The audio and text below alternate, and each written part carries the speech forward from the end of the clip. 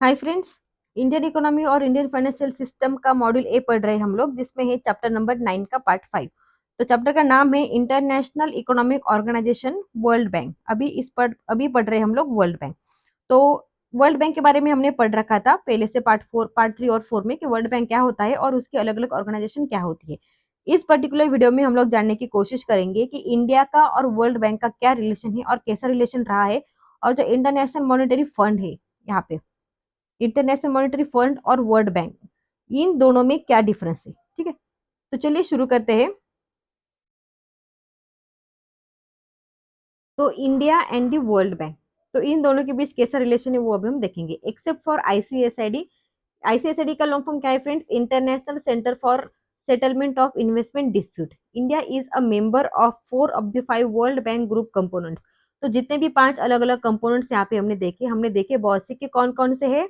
IFC है, international finance corporation है, हमने देखा कि मीगा है, आईसीएसआईडी है, उसके बाद हमने देखा आईडीए है, और चौथा कौन सा है आप मुझे कमेंट सेक्शन में बताएंगे। ठीक है, सॉरी, पांचवा पांचवा ऑर्गेनाइजेशन कौन सा है ये आप मुझे कमेंट सेक्शन में बताएंगे।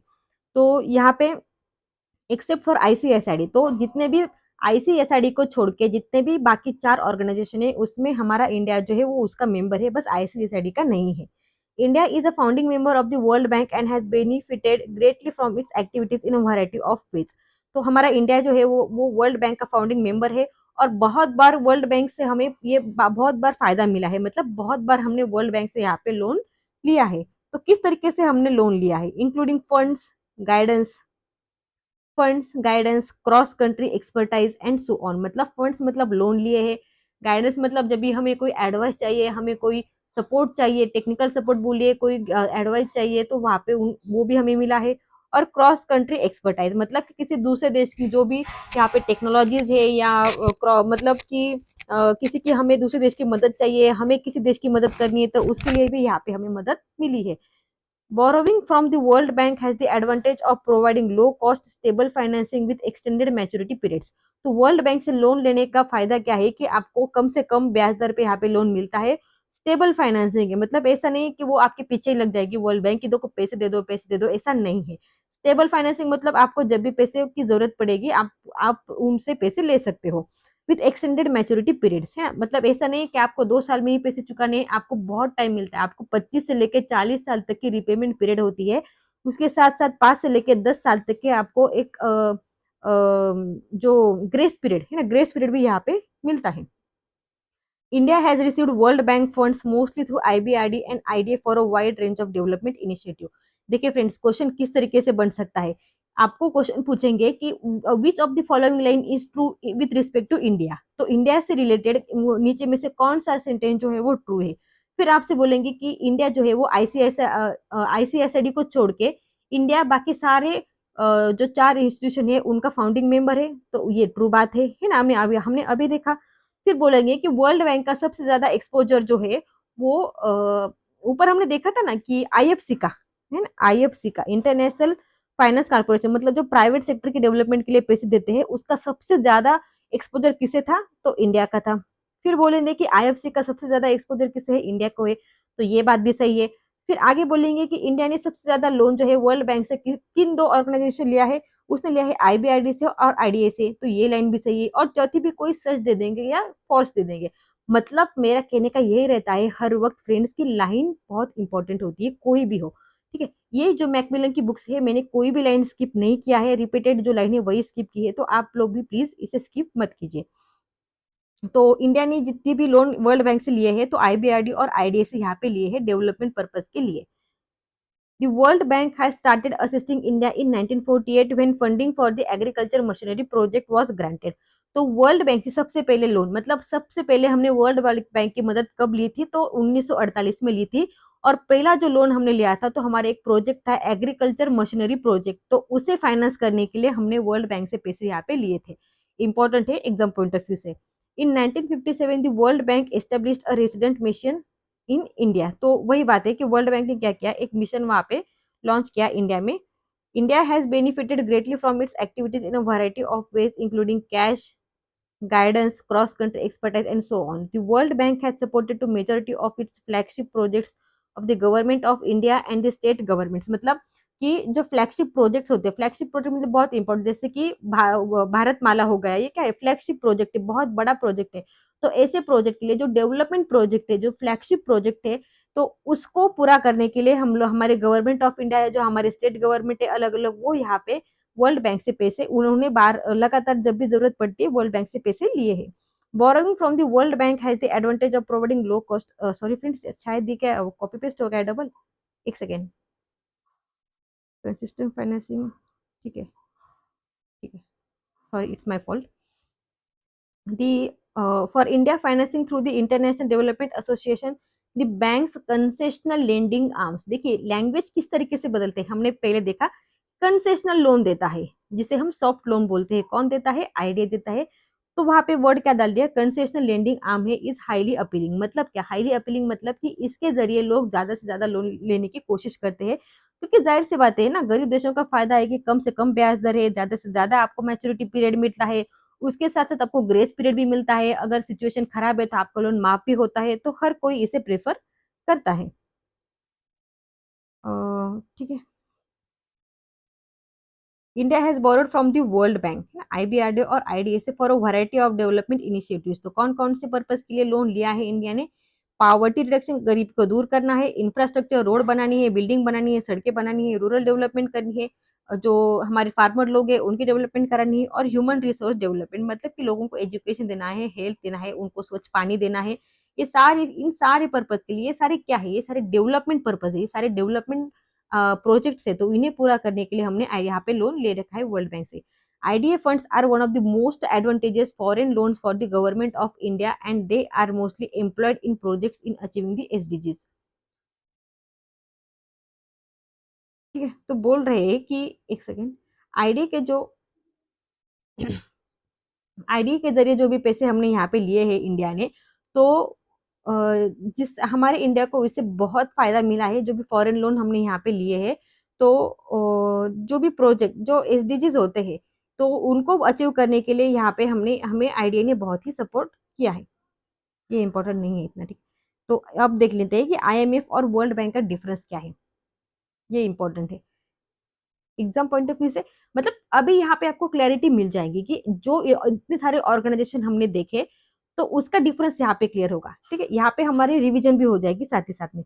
तो इंटरनेशनल मॉनेटरी फंड क्या है, मैंने पहले ही बोला था कि जब किसी देश को पैसों से रिलेटेड कोई प्रॉब्लम आ जाती है, चीजें खरीदी है लेकिन लेकिन रिपे करने के लिए, मान लीजिए इंडिया ने कार खरीदी है, इलेक्ट्रिक कार, लेकिन उसको भुगतान करने के लिए इंडिया के पास पैसे नहीं है, तो वो जाएगी आईएमएफ के पास।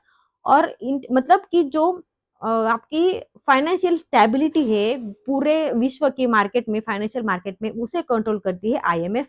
और वर्ल्ड बैंक क्या करती है, उसको डेवलपमेंट से लेना है, आईएमएफ को डेवलपमेंट से कोई लेना देना नहीं है, आपको डेवलपमेंट पर्पज के लिए आईएमएफ कभी भी लोन नहीं देगी। आपको डेवलपमेंट करनी है, आपको रोड बनानी है, आपको शिक्षा देनी है लोगों को, आपको लोगों को हेल्थ अच्छी देनी है, तो आप जाएंगे वर्ल्ड बैंक के पास, ठीक है। तो आईएमएफ क्या है, ये एक सिंगल इंस्टीट्यूशन है, और वर्ल्ड बैंक में हमने देखा कि 5 अलग अलग इंस्टीट्यूशन को मिलकर यहाँ पे वर्ल्ड बैंक बनता है। फिर दूसरे नंबर का डिफरेंस है कि आईएमएफ क्या करता है, आईएमएफ करता है overseas the international monetary system, मतलब कि इंटरनेशनल, जैसे हमारा आरबीआई क्या करता है, हमारे आरबीआई पूरे इंडिया का मॉनेटरी सिस्टम को कंट्रोल करता है, जो वैसे ही आईएमएफ क्या करते हैं, पूरे विश्व के मॉनेटरी सिस्टम को कंट्रोल करता है। और वर्ल्ड बैंक क्या करती है, it seeks to promote the economic development, economic जो गरीब देश है उसमें इकोनॉमिक डेवलपमेंट को किस तरीके से बढ़ावा मिलेगा, इसके लिए यहाँ पे पॉलिसीज बनाती है, उनको लोन्स देती है, ठीक। फिर आईएमएफ क्या करती है आगे, IMF promotes exchange rate and monetary stability in its member countries and globally।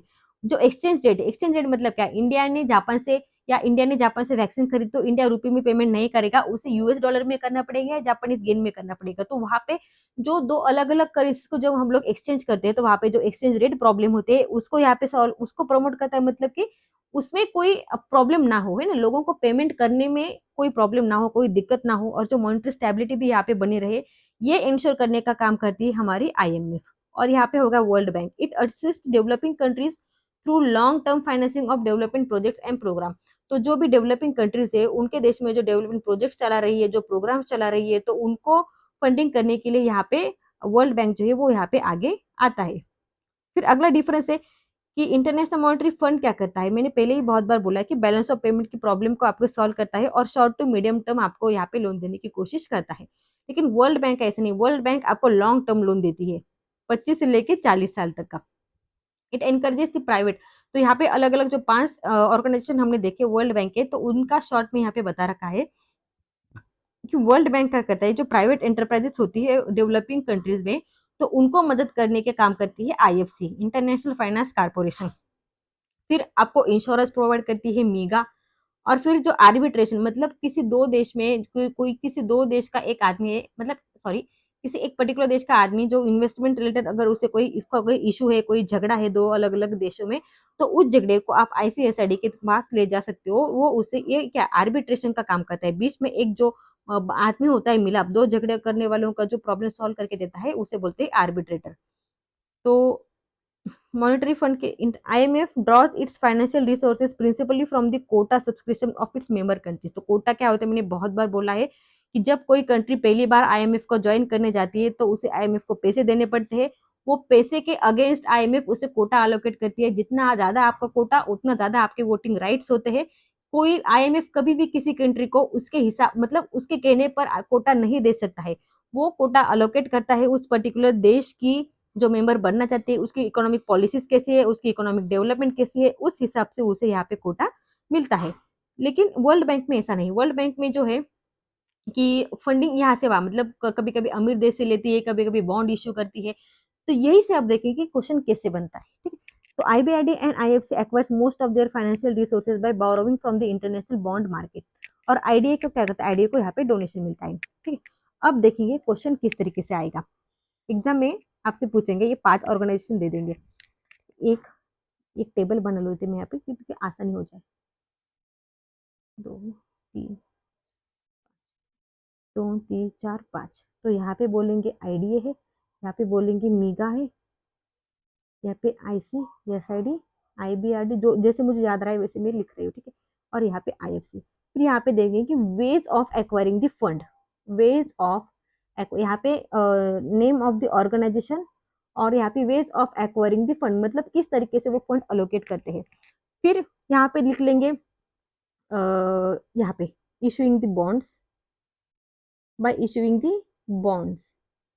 फिर यहाँ पे लिख देंगे बाय द डेवलप्ड कंट्रीज, है ना, डेवलप्ड कंट्रीज बाय द और द डोनेशन, ठीक है। और द डोनेशन में यहाँ पे सैंपल दिखा रही हूँ आपको, ये बीच में कुछ भी दे सकते हैं, ठीक है, रिलेवेंट ही होगा इसके। तो यहाँ पे अब किस तरीके से, और आपसे ऑप्शन, आपको ये टेबल आपको दे देगा क्वेश्चन में, और आपसे ऑप्शन पूछेंगे कि इसके पेड़ लगाइए सही से। अब जब आपको इन डिटेल में पता होगा तभी आप इसकी पेड़ लगा पाओगे, ठीक है। आपको पता है कि इंटरनेशनल डेवलपमेंट एसोसिएशन, हमने देखा आईडीए गरीब से गरीब देशों को यहाँ पे पैसे देता है, लोन देता है, लेकिन लोन कैसे देता है, वो जो अमीर देश है उनसे यहाँ पे फंडिंग लेता है। तो ये हो गया ना आपका 1 और 4, ये पहली पेयर हो गई। तो ये आपका सही आंसर हो जाएगा, ठीक है। मैं बताने की कोशिश की, आप लोग समझने की कोशिश कीजिए मैं क्या कह रही हूँ, कि आपको एग्जाम में किस तरीके से डिफिकल्टी लेवल को आपको बढ़ाते हैं। ये क्वेश्चन कितना इजी है ना, अगर आपने ये पॉइंट पूरी तरह से पढ़ रखा है तो ये सब क्वेश्चन जो है बहुत इजी है। लेकिन एग्जाम में इस तरीके से आपके सामने रख देंगे ना तो आप लोगों को लगेगा डिफिकल्ट है, लेकिन डिफिकल्ट बिल्कुल भी नहीं है। फिर दूसरा पेयर दे देंगे आपको कि मान लीजिए आईबीआरडी है, आईबीआरडी हमने देखा कि बॉन्ड इशू करता है, शेयर इशू करके यहाँ पे पैसे लेते हैं। फिर बोल देंगे कि 4 और 1, है ना। तो ऑप्शन में मतलब क्या गलत भी देंगे, 4 और 2 दे देंगे, 3 और यहाँ पे 4 दे देंगे। लेकिन आपको सही ऑप्शन पिकअप करना है, आपको ऑप्शन है 1 और 2। आईडीयू जो है वो पैसे कहाँ से इकट्ठा करता है, तो अमीर देशों से डोनेशन लेके यहाँ पे पैसे इकट्ठा करता है, ठीक है फ्रेंड्स। एग्जाम में गलत नहीं करेंगे फ्रेंड्स, बहुत बुरा लगता है कि जब पूरी पढ़ाई करते हैं लेकिन आते हुए भी हम लोग गलत टिक करके आते हैं, ठीक है। ऐसा नहीं करना है बिल्कुल भी, क्यों करना है ना, इतना पढ़ते हैं हम लोग, इतना देखिए आपने इतने पूरे वीडियो लंबी यहाँ पे देख ली है, लेकिन आंसर करते समय अगर गलत कर दिया तो आधा घंटा वेस्ट हो गया। ऐसा नहीं करना है, आपको सही से वहां पे पिकअप करके आंसर करना है, ठीक है। एक बार क्विक से रिवाइज कर लेंगे। हमने देखा था कि इंडिया और वर्ल्ड बैंक का रिलेशन हमें देखना है। तो इंडिया में जितने भी वर्ल्ड बैंक के 5 अलग अलग ऑर्गेनाइजेशन है उसमें आईसीएसआईडी छोड़ के बाकी सारे ऑर्गेनाइजेशन का इंडिया यहाँ पे मेंबर है। अब बोल रहे हैं कि लगातार इंडिया को जब भी जरूरत पड़ती है तो इंडिया ने वर्ल्ड बैंक से पैसे लिए हैं, क्योंकि वर्ल्ड बैंक में लो कॉस्ट लोन मिलता है और वर्ल्ड बैंक से जो पैसे वो लॉन्ग टर्म के लिए भी यहाँ पे मिलते हैं। तो इंडिया इंडिया ने सबसे पहले वर्ल्ड बैंक से पैसे कब लिए थे, 1948 में लिए थे, और किस पर्पज से लिए थे, तो एग्रीकल्चर मशीनरी प्रोजेक्ट के लिए यहाँ पे लिए थे। फिर आगे हम लोग देखेंगे कि ये इंपॉर्टेंट है, हाँ यहाँ पे आईडीए, ठीक है। इंडिया जब भी लोन लेता है तब इंडिया लोन लेता है यहाँ पे आईबीआरडी और आईडीए के जरिए। इन दोनों ऑर्गेनाइजेशन के जरिए इंडिया यहाँ पे लोन लेता है। और इंडिया ज्यादा से ज्यादा किस लोन को प्रेफर करता है, तो आईडीए, इंटरनेशनल डेवलपमेंट एसोसिएशन को। फिर डिफरेंस हमने देखा, तो डिफरेंस को रिवाइज करने की जरूरत नहीं है, क्योंकि ये डिफरेंस को हमने इन डिटेल में यहाँ पे देख लिया है। तो यहाँ पे आपका पार्ट 5 खत्म होता है। Thank you friends.